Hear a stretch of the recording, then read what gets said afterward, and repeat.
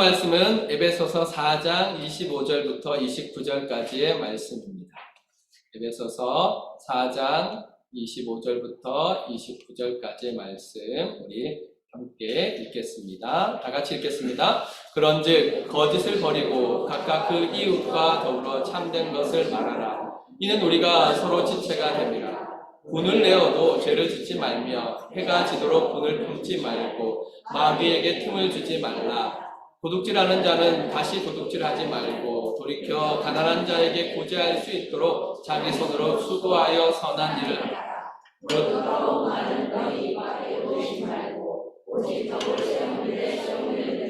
선한 말을 하여 듣는 자들에게 은혜를 끼치게 하라.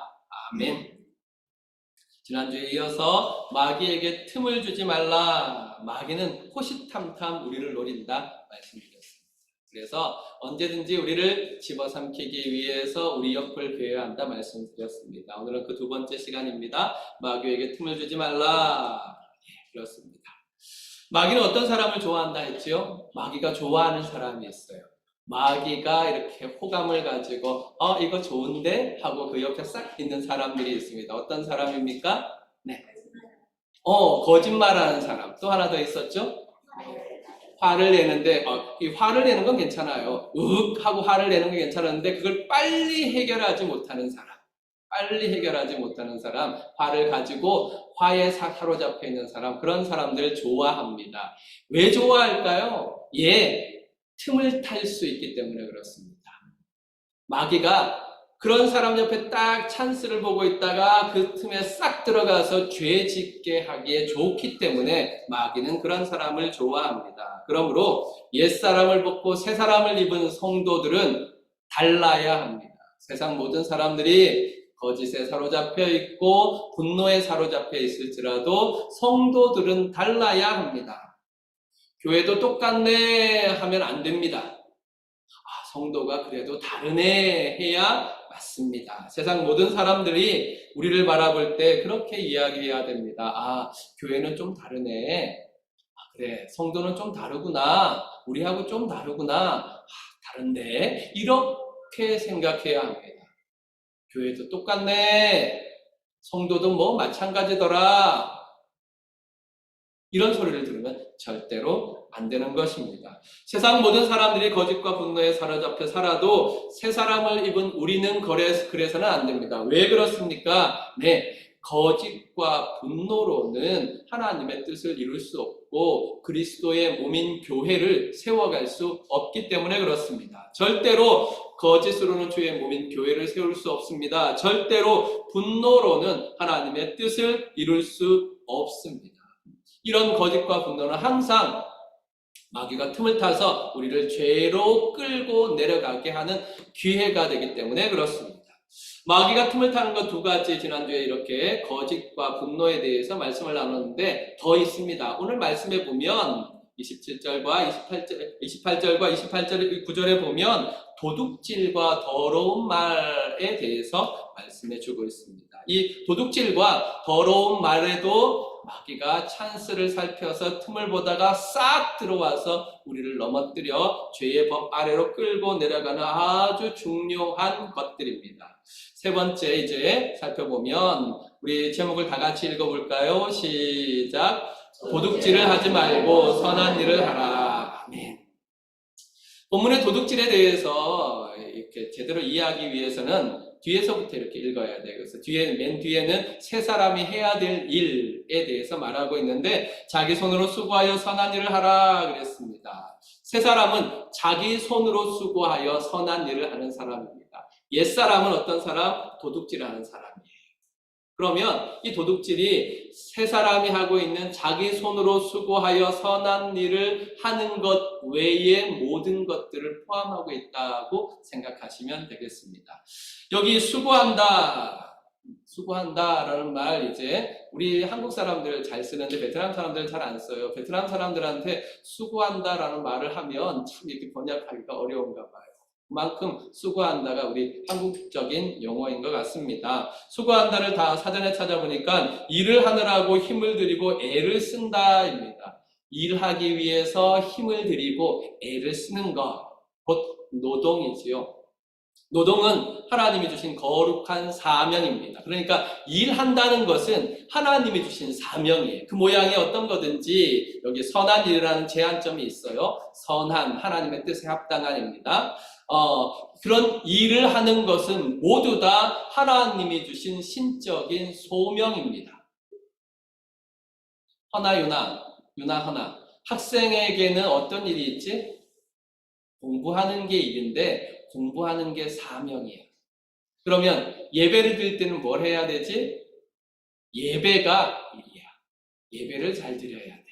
자, 돌아와서 이제 자기 손으로 수고하여 선한 일을 하라 할 때 이 선한 일은 사실은 하나님께서 우리 각자에게 주신 거룩한 신적인 사명입니다. 이 사명을 감당하는 것은 창세기 1장 28절부터 시작해서 요한계시록까지 성경은 공통적으로 우리에게 항상 강조하고 있습니다. 창세기 1장에서 하나님께서 우리를 만드시고 창조하신 이후에 첫 번째 주신 사명이 무엇입니까? 생육하고 번성하라 하신 이후에 땅에 충만하라 하시고 땅을 다스리라, 땅을 정복하라 했습니다. 이 말들을 잘못 이해하면 우리가 다스리는 군림하는 자로 서야 한다라고 생각하는데 그렇지 않고요. 이것은 문화적인 명령으로서 하나님께서 창조하신 세상을 하나님의 창조하신 뜻을 따라서 가꾸고 다듬어가는 일, 노동을 말하는 것입니다. 사람들은 세상을 다스리기 위해, 세상을 가꾸어가기 위해, 창조를 유지하기 위해 일해야 합니다. 악한 사단은 끊임없이 사람들을 책동하여서 창조하신 질서와 세상의 아름답고 선함을 깨트려 왔습니다. 여러 가지 명목들을 들어서 사람들의 생각이 사로잡히게 함으로 말미암아 창조의 질서들과 창조의 아름다움을 파괴하는 방향으로 우리를 끌어왔습니다. 하지만 하나님께서는 끊임없이 그 창조를 회복하는 방향으로 하나님의 사람들을 이끌어 오셨습니다. 그러므로 그런 의미에서 본다면 우리는 이 땅을 살아가면서 하나님이 창조하신 세계를 보존하며 아름답게 가꾸어야 되는 사명을 감당할 때의 이 일, 노동을 정말로 중요하게 생각해야 하며 하나님께 주신 사명을 따라서 각자의 자리에서 땀을 흘려야 합니다.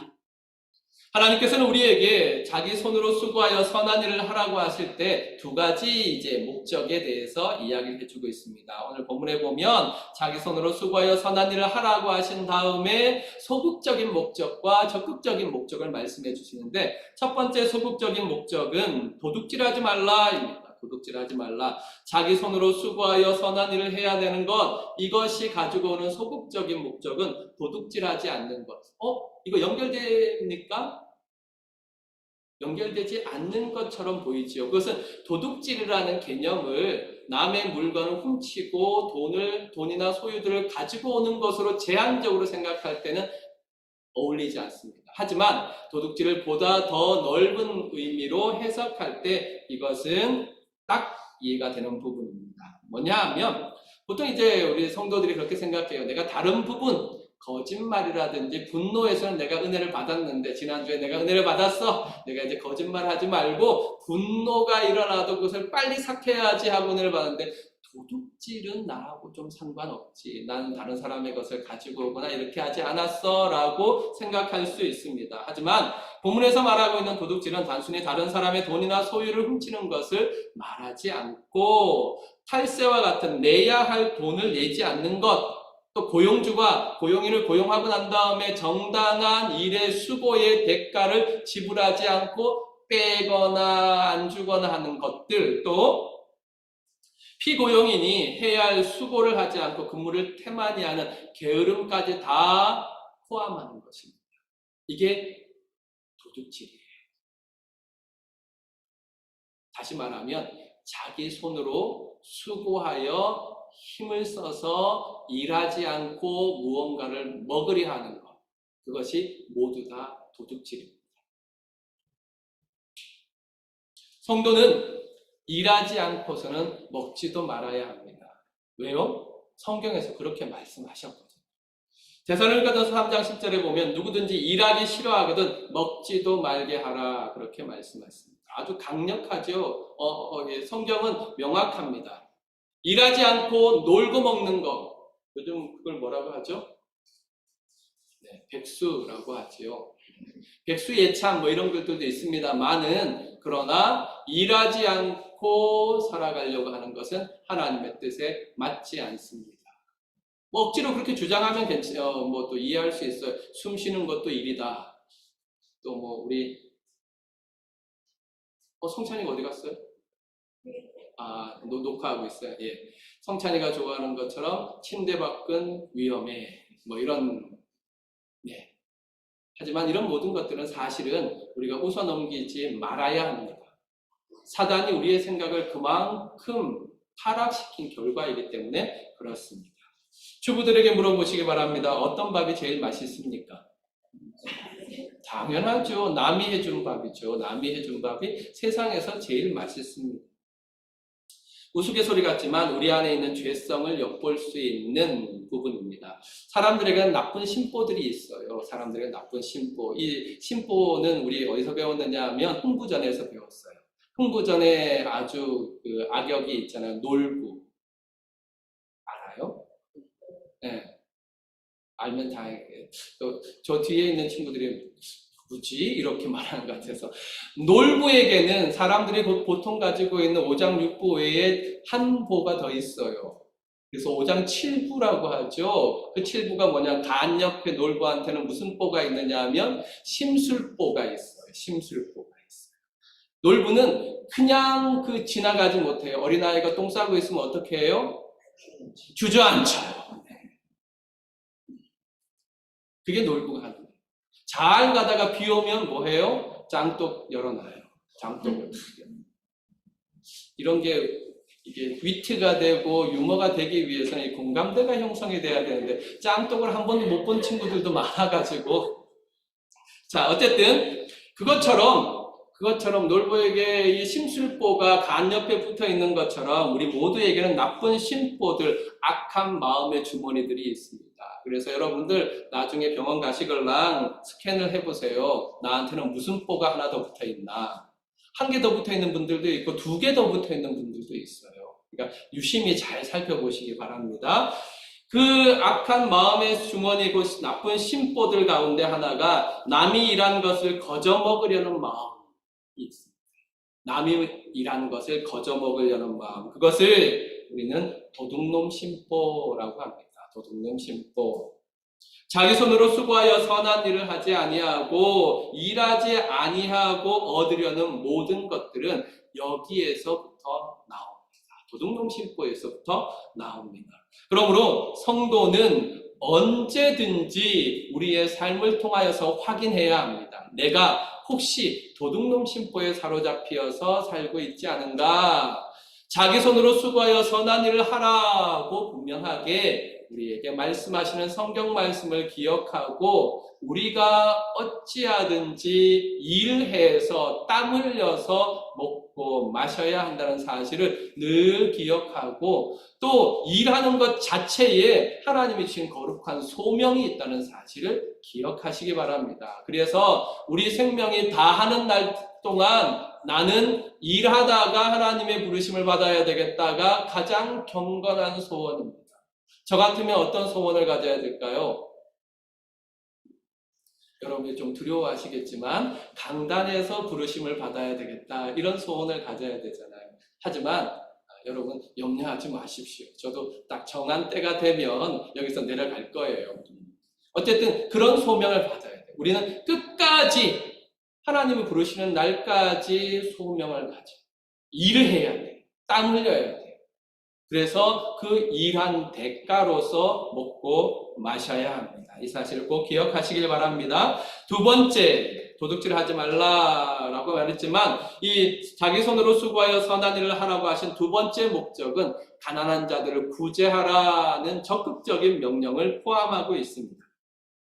세 사람은 수고하고 땀을 흘려 선한 일을 해서 그 소득으로, 내가 땀 흘려 일한 그 소득으로 자기 삶을 책임져야 할 뿐만 아니라 다른 사람을 도울 수 있어야 합니다.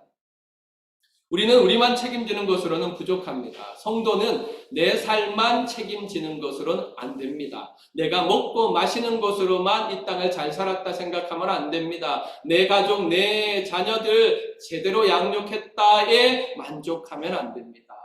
물론 그거 굉장히 중요한 사명이에요. 가정을 돌아보고 형제를 돌아보는 것 첫 번째 사명입니다. 하지만 그것을 넘어가야 합니다. 그래서 어떻게 해야 됩니까? 우리는 가난하고 연약한 이웃을 도울 수 있어야 합니다. 우리의 삶의 목적과 방향을 여기서 절대로 뒤로 물러서거나 주저하면 안 됩니다. 나는 다른 사람을 돕기 위해서 살아간다. 하나님께서 이 땅에 우리를 살아가게 하신 목적들 가운데 하나입니다. 그래서 주님은 우리를 향해서 뭐라고 말합니까? 너희는 세상의 소금이니 라고 말했고 세상의 빛이니 라고 말했습니다. 세상의 소금이라고 말씀할 때 그 소금과 세상의 빛이라고 말씀할 때 그 빛의 공통적인 특징이 있습니다. 그것은 무엇이냐 하면 자신을 위해서만 존재하는 것들이 아닙니다. 소금이라는 그 존재는 자기로서만 존재하는 것이 아니라 그것이 녹아짐으로 말미암아 부패를 방지하고 녹아짐으로 말미암아 맛을 내는 그런 역할을 감당해 가는 것이 소금입니다. 그래서 예수님께서 아무 생각 없이 너희는 세상의 소금이야 라고 말씀하신 게 아닙니다. 너희는 세상의 빛이야 라고 말씀하신 게 아닙니다. 요즘 이런 등으로는 제대로 이해하는 게 조금 어렵지만 예수님이 말씀하실 당시의 등들은 어땠느냐 하면 그것이 초든지 등잔이든지 관계없이 자기를 소진하여서 빛을 내는 거죠. 물론 모든 빛들이 그러합니다. 자기를 소진함으로 말미암아 빛을 내는 것이고 그로 말미암아 어둠에 담겨있는 사람들에게 길을 안내하고 밝히 보여주는 역할들을 감당해 나아갑니다. 자기 자신으로만 존재하는 것이 아니라 주변에 있는 것들을 유익하게 하기 위해서 존재하는 것, 그게 바로 대표적인 것이 소금이요 빛이지 않습니까? 예수님께서 너희는 세상의 소금이야, 너희는 세상의 빛이야 라고 말씀하실 때에 염두에 두신 것, 마음에 두신 것이 바로 이 역할입니다. 그래서 성도들은 항상 이런 부분에서 우리가 세상의 소금이며 세상의 빛이라는 사실을 기억하고 우리에게는 어두움 가운데 있는 이웃들을 인도할 빛의 사명이 있고 우리에게는 썩어져가는 세상 가운데에서 세상을 변화시킬 소금의 사명, 맛없는 하나님 앞에서 도무지 맛없는 세상 속에 맛을 낼 소금의 사명이 있다는 사실을 늘 기억해야 합니다. 여러분은 누구라고요? 아니, 여러분은 무엇이라고요? 소금. 여러분 무엇이라고요? 빛. 여러분은 소금과 빛입니다. 주부들은 간을 낼 때마다 생각해요. 내가 이처럼 세상에 소금이 되어야 되는데, 맛을 딱 맞출 수 있는 사람이 되어야 되는데, 하나님 나로 소금 역할을 제대로 감당하게 하옵소서. 소금답게 살게 하옵소서. 그렇게 기도해야 합니다. 죄송합니다. 제가 이게 성차별적인 발언을 했군요. 남편들도 소금 칠 때마다 기도하십시오. 여러분 새벽에 일어나서 불을 켤 때마다 등을 켤 때마다 빛이 들어와서 어둠이 올라가고 빛이 쫙 나올 때 기도하십시오. 하나님 빛답게 오늘을 살아가게 하옵소서. 우리 찬양 좋아하는 찬양이죠. 햇빛 되게 하소서. 그 찬양처럼 불을 켤 때마다 기도하세요. 하나님 내가 정말로 빛답게 살게 해주세요. 빛되게 해주세요. 기도할 필요 없어요. 하나님, 예수님께서는 이미 우리에게 너희는 빛이야, 소금이야 라고 말씀하셨어요. 소금답게 살게 해주세요. 빛답게 살게 해주세요. 그렇게 기도하시길 바랍니다. 도둑질하지 말고 선한 일을 하라 라고 하는 이 말씀을 생각할 때 이것은 영적인 일에도 그대로 적용됩니다. 교회가 가지고 있는 큰 문제가 있어요. 그 문제가 무엇이냐 하면 대부분의 성도들이, 많은 성도들이 교회를 통해 일하지 않고 교회를 통해 얻기만 하려는 데 있습니다. 교회 왜 오십니까? 네, 은혜 받기 위해 오실 수 있고 받기 위해 오실 수 있습니다. 하지만 받는 것으로 끝나는 것이 아니라 교회는 일하는 공동체, 선한 일을 하는 공동체입니다. 교회는 일하기 위해서 모이는 일하는 공동체입니다. 대표적인 것이 예배이지요. 우리는 예배를 드리는 공동체이지 예배를 보는 공동체는 아닙니다. 우리는 절대로 손님이 아니라 일꾼입니다. 예배를 드리기 위해서는 많은 것들이 필요합니다. 어린아이들은 생각하지 않아요. 애들이 뭐 여행 가면서 걱정하나요? 아무 걱정 안 해요. 왜? 아버지 어머니가 여행 가자 그러면 걱정할 거 없어요. 뭐만 하면 돼. 뭐만 고민하면 돼요. 몰궁리만 하면 되죠. 이거 하고 놀아야지, 저거 하고 놀아야지. 그게 애들이잖아요. 애들은 그래야 돼요. 하지만 어른들은 뭐 해야 돼요? 예, 티켓팅 해야 되죠. 호텔 예약해야 되지요. 필요한 돈 준비해 가야 되지요. 카드는 이거 쓸까 저거 쓸까 준비해 가야 되지요. 이런 모든 것들, 필요한 모든 것들을 준비하는 게 어른입니다. 그래서 어떤 공동체든지 가정 이런 것처럼 작은 공동체든지 큰 공동체든지 그렇게 일하는 사람들이 반드시 있어야 일이 되는 것입니다. 그래서 우리는 예배를 드려야 하지 예배를 보는 자들이 아닙니다. 내가 수고하고 땀 흘려 책임질 부분이 있어야 합니다. 이 예배를 위해서, 주일날 모이는 이 예배를 위해서 내가 일할 부분이 있어야 된다는 말입니다. 잘 생각해 보세요. 나는 지금 어른에 속해 있는가 어린이에 속해 있는가를 어떻게 판단할 수 있느냐 하면 오늘 이 주일 예배를 위해서 내가 땀 흘릴 부분이 있느냐 없느냐로判断할 수 있습니다. 여러분이 어린아이처럼 정말로 믿음을 가지고 여기서 말씀을 받고 은혜를 받고 축복을 받고 사랑을 받고 해야 합니다. 하지만 그것은 하나님께서 우리에게 일하는 사람들을 통해서 주시는 은혜입니다. 그러므로 우리에게는 항상 교회에서 이루어지는 모든 일에 있어서 내가 감당할 부분이 있어야 합니다. 예배를 위한 일꾼이 되어야 합니다. 찬양대로 수고하시고 기도자로 수고하시고 안내자로 수고해야 합니다. 또한 의자줄을 맞추기도 하시고 빗자루를 들기도 하셔야 합니다. 내가 해야 할 수고를 하지 않으면서 남의 수고를 그냥 먹으려고 하는 거, 그거 무슨 심보? 미안합니다. 도둑놈 심보입니다. 이건 영적으로도 그대로 적용됩니다. 제가 이렇게 좀 험한 말로 여러분에게 권면하는 것은 이유는 오직 하나입니다. 여러분들이 영적인 어른, 내가 해야 할 일을 하는 어른이 되기를 원하기 때문에 그렇습니다. 그러므로 다시 한번 부탁드립니다. 정말로 교회 안에서 여러분이 해야 할 일을 찾으십시오. 어떤 일이든지 관계없습니다. 일에는 귀천이 없습니다. 어떤 일이든지 관계없습니다. 이남경 사역이 앞에 와서 기도하시니까 얼마나 옛날에 공부를 참 잘하셨나. 문학소녀신가 봐요. 소녀였던가 봐요. 기도하실 때 그 언어 선택이나 이런 게 참 매끄럽고 참 좋아요. 물론 이것도 아주 굉장한 헌신이고 일입니다. 하지만 여러분들이 교회에 딱 들어와서 교회 의자가 삐뚤어져 있네 하고 생각하고 의자를 싹 바로잡는 것, 이런 일들도 여러분이 예배를 위해서 헌신하는 것입니다. 그렇게 교회 안에 여러분이 일해야 될 것, 내가 감당해야 될 것을 찾으시기를 바랍니다. 그래서 우리 모두가 손님이 아니라 일꾼으로서 이 자리를 채우시고 갖고 가시기를 바랍니다. 또한 한 성도가 신앙이 자라가는 것은 긴 시간과 노력이 필요합니다. 마치 욥에게 42장까지가 필요했던 이유입니다. 그냥 1장, 2장에서 하나님께서 은혜 주셔서 42장으로 점프해도 되는데 하나님께서는 긴 기간을 오랫동안 참으시고 지켜보시잖아요. 그렇게 과정이 필요합니다. 그런데 그것을 마치 신령한 목사를 찾아가서 한 번의 집회로 신앙에 점프하기를 바라는 마음, 이것도 영적인 도둑놈 심보입니다. 또 영험한 장로님이나 권사님에게 가서 기도 한번 받으면 내 신앙에 훅 자랄 거라 생각하는 거, 그거 다 도둑놈 심보입니다. 그럼 어떻게 해야 됩니까? 우리에게는 매일 성경을 읽고 매일 기도하고 매일 예배드리며 하나님 앞에 나아가는 부단한 노력들이 필요합니다. 예배를 드리는 그 수고, 성경을 읽는 그 수고, 기도하는 그 수고의 시간들이 우리에게 필요합니다. 이것들을 잃어버리고 이리 뛰고 저리 뛰고 하면 마귀가 틈을 타고 우리를 죄 아래로 끌고 내려갑니다. 꼭 기억하시기를 바랍니다.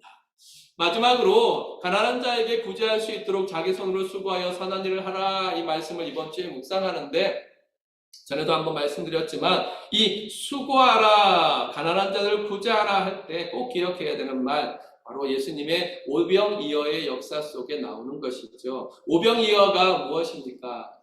물고기, 작은 도시락 같은 이 작은 것들로 5천 명을 먹이지 않습니까?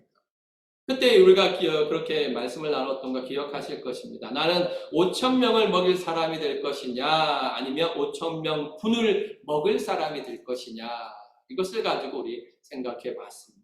세상은 나 혼자서 5천 명 분을 먹기 위해 달려가고 있습니다.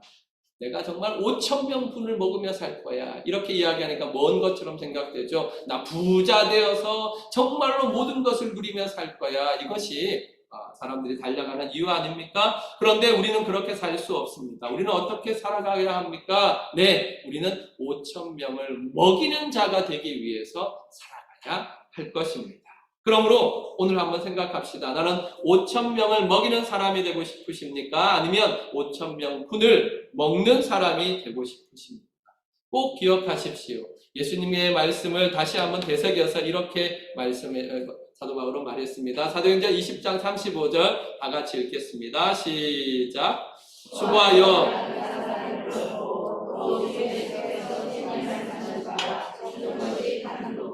복이 있다 하심을 기억하여야 할지니라. 아멘. 그렇습니다. 수고하여 그랬습니다. 똑같이 말이죠. 수고하여 약한 사람을 돕고, 또 주 예수께서 친히 말씀하신 바 주는 것이 받는 것보다 복이 있다 하심을 기억하여야 할지니라. 세상을 살아가는 동안에 우리 잊지 맙시다. 주는 것이 받는 것보다 복이 있다, 꼭 기억하시기 바랍니다. 하나님께서 우리에게 주신 사명입니다. 네 번째, 이제 마지막으로 우리가 마귀에게 틈을 주지 않기 위해 해야 되는 것, 더러운 말을 하지 말고 선한 말을 하라입니다. 29절 보면 무릇 더러운 말은 너희 입 밖에도 내지 말고 오직 덕을 세우는 데 소용되는 대로 선한 말을 하여 듣는 자에게 은혜를 끼치게 하라, 그렇게 말씀했습니다. 선한 일을 하라가 앞에 말씀드렸던 선한 일을 하라가 손에 관한 말씀이라면 선한 말을 하라는 입에 관한 말씀이지요. 성경은 입에 대해서 굉장히 중요하게 생각합니다. 그것은 입이 가지고 있는 고유한 기능이 말에 있기 때문에 그렇습니다. 말은 하나님이 주신 특별한 은사입니다. 말은 인간이 하나님의 형상을 닮은 존귀한 존재의 인격적인 존재임을 드러내는 증거 가운데 하나입니다. 성경을 통해서 우리가 배우는 하나님의 성품 가운데 한 가지가 말씀하시는 하나님 아닙니다. 하나님은 절대로 하나님의 사람들에게 자신의 뜻이나 자신의 하시는 일을 감추지 아니하시고 말씀하신다. 그래서 우리는 그것을 계시라고 합니다. 그렇게 하나님이 말씀하시는 것처럼 우리도 말합니다. 그래서 말은 우리를 다른 여러 피조물들과 구별하는 아주 중요한 특징입니다. 그러므로 말에는 신적인 특성이 담겨 있어요. 하나님의 흔적이 말에 담겨 있어요. 그래서 우리는 항상 말을 고귀하고 품위 있게 쓸 줄 알아야 합니다. 그런데 우리는 말에 대해서 생각을 할 때 이 말이 얼마나 중요한지를 잘 생각하지 않는 것 같습니다. 왜냐하면 말은 뜻을 전하는 도구입니다. 말은 단순한 소리가 아닙니다. 뜻을 전하는 소리입니다. 그 안엔 뜻이 담겨 있습니다. 그런데 이 뜻은 어떤 것이든지 말로 말미암아 전달되는 뜻은 상대방에게 영향을 끼치지. 말을 자기에게 말하는 경우들이 많지 않지 않습니까? 물론 말로 자기를 풀려날 수도 있어요. 하지만 대부분의 말들은 내 뜻을 다른 사람에게 전하는 것이지요. 그래서 항상 우리는 말에 담겨있는 뜻을 중요하게 생각해서 선한 뜻, 선한 것을 담아야 하지 더러운 것을 담아서는 안 됩니다. 그래서 우리의 말을 통해서 다른 사람이 영향을 받을 때 선한 영향을 받아야지 더러운 영향을 받아서는 안 되지 않겠습니까? 그래서 성경적으로 볼 때 이 선한 말이 어떤 것인지 오늘 본문에 보면 두 가지를 이야기합니다. 첫 번째는 덕을 세우는 말을 하라 그랬습니다. 덕을 세우는 말을 하라. 덕을 세우다라는 말을 원문을 직역하면 집을 세운다입니다. 그런데 에베소서에서 집을 세운다라는 개념은 항상 무엇과 관계되느냐면 교회와 관계되어 있습니다. 그리스도의 몸인 교회를 세우는 것을 집을 세운다, 그렇게 표현했습니다. 그러므로 여기 덕을 세우는 말이라는 것은 교회를 세우는 말, 해석하고 나면 아주 쉽게 이해할 수 있죠. 교회를 세우는 말, 그것이 덕을 세우는 말입니다. 교회를 구성하는 성도를 세우는 말, 그것이 덕을 세우는 말입니다. 간혹 우리는 우리 자신의 말에 대해서 너무 과신하는 것 같습니다. 그래서 말의 위력을 발휘하려고 합니다. 날카롭고 신랄한 말을 통해서 상대방을 굴복시키려고 합니다. 내가 요 말을 확 찔러가지고 저걸 거꾸로 때려야지. 그런 결심과 결단들이 우리에게 얼마나 자주 일어나는지 모릅니다. 그것은 우리가 가지고 있는 나의 말에 대해서 과신하는 것입니다. 하나님의 말씀은 완전하기 때문에 죄인의 혼과 영과 관절과 골수를 찔러 쪼개서 변화시킬 수 있습니다. 하지만 우리의 말은 불완전합니다. 그래서 우리의 말은 불완전하기 때문에 듣는 사람에게 좋은 효과를 가져오지 못하고 오히려 분노만 일으킬 때가 있습니다. 칼로 베인 상처는 쉽게 아물지만 말에 베인 상처는 얼마나 오래 가는지 우리가 다 그 상처의 흔적들을 가지고 있고 흔적을 낸 사람들 아닙니까? 그러므로 우리는 어찌하든지 찌르는 말, 쪼개는 말을 할까 고민하지 말고 오히려 오늘 말씀처럼 세우는 말을 할까를 고민해야 합니다. 하나님, 나로 세우는 말을 할 수 있게 하여 주옵소서. 다른 사람을 해롭게 하는 말, 모욕하는 말 절대로 하지 말아야 합니다. 다른 사람에게 저속하고 음란한 말도 하지 말아야 합니다. 이런 말들이 오늘 본문에서 말하는 더러운 말입니다.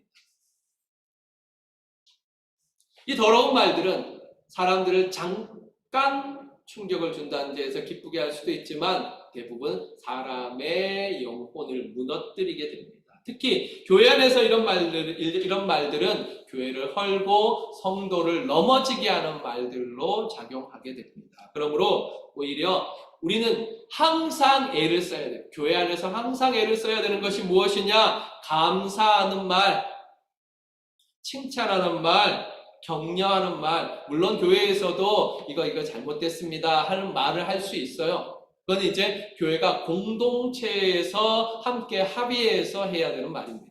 개인적으로는 성도 한 사람 한 사람은 항상 감사하는 말을 하려고 애를 쓰고 칭찬하는 말을 하려고 애를 쓰고 격려하는 말을 하려고 애를 써야 합니다. 수고하는 성도들을 볼 때마다 고백해야 합니다. 뭐라고 해야 합니까? 감사합니다. 마침 이제 올라가셨네요. 오늘 음식이 좀 짠데?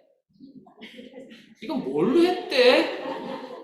안 계시니까 하는 말이에요. 그런 말 하지 말고 무조건 수고하는 성도들을 볼 때마다 고백합니다. 감사합니다. 한번 따라서 하겠습니다. 감사합니다. 감사합니다. 예, 감사합니다.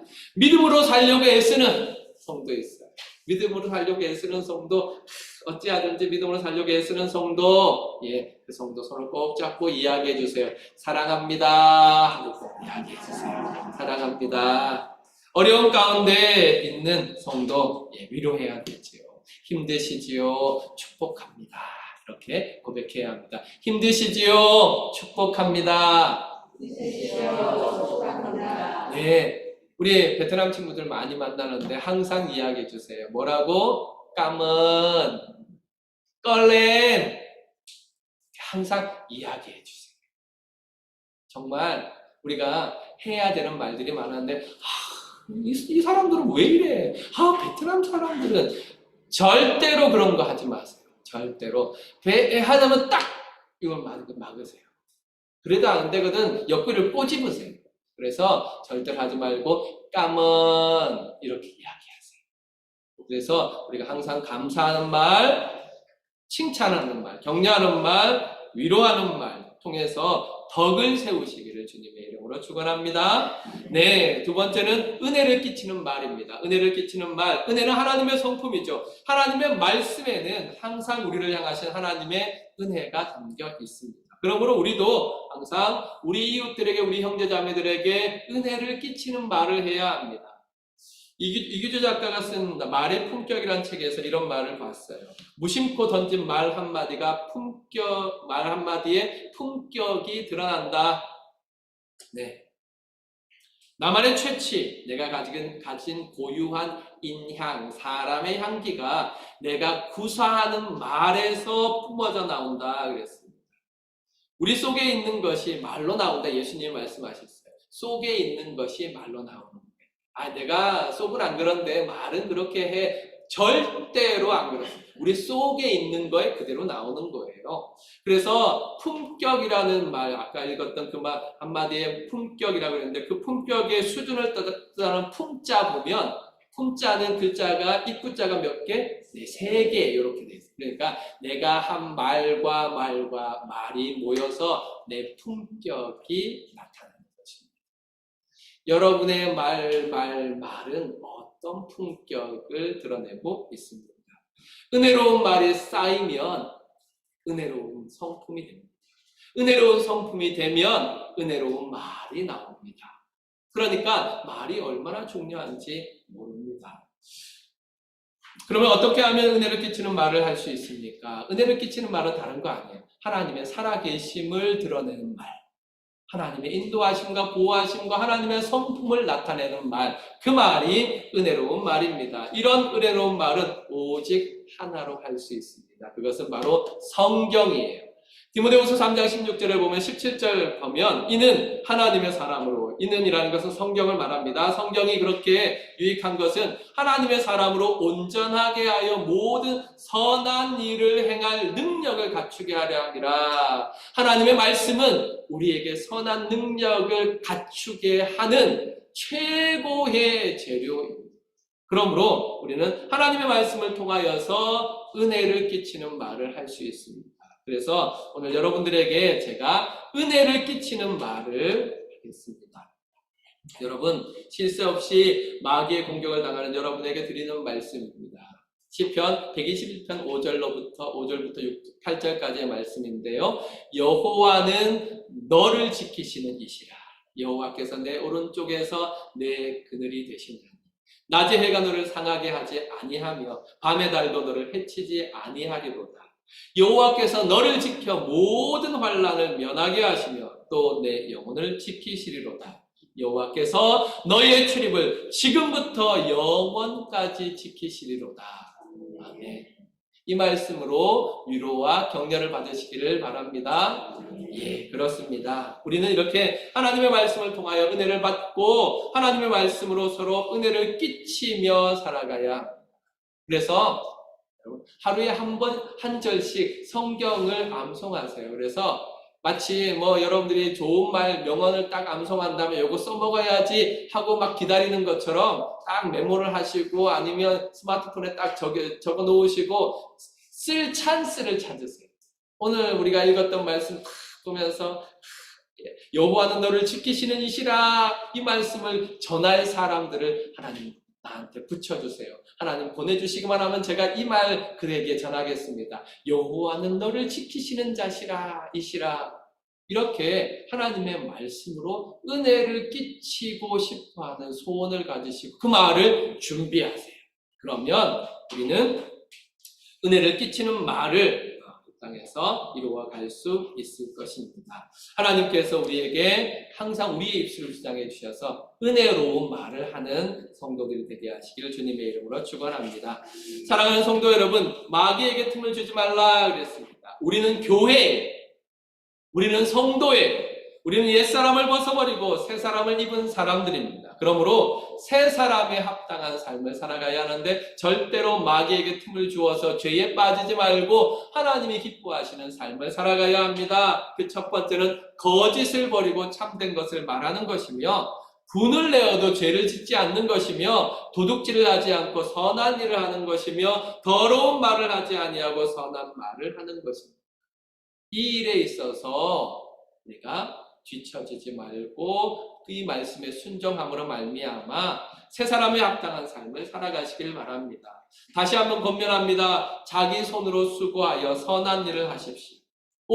교회 안팎에서 땀 흘릴 선한 일을 찾으십시오. 그리고 그 일을 열심히 감당함으로 말미암아 5,000명분을 먹으려는 세상 속에서 보란듯이 5,000명을 먹이는 사람으로 살아가시길 바랍니다. 또 후회할, 정말 우리가 후회하는 것은 어떤 때 후회합니까? 우리가 한 말들 때문에 얼마나 후회합니까? 더러운 말 다 벗어버리고 후회할 만한 그 더러운 말들을 모두 벗어버리고 하나님의 말씀으로 성도들에게 덕을 끼치며 교회에 은혜를 끼치는 선한 말을 하시면서 살아가시길 바랍니다. 마귀에게 절대로 틈을 주지 마시고 이 영적 싸움에서 말씀을 따라 승리하시기를 주님의 이름으로 축원합니다. 아멘.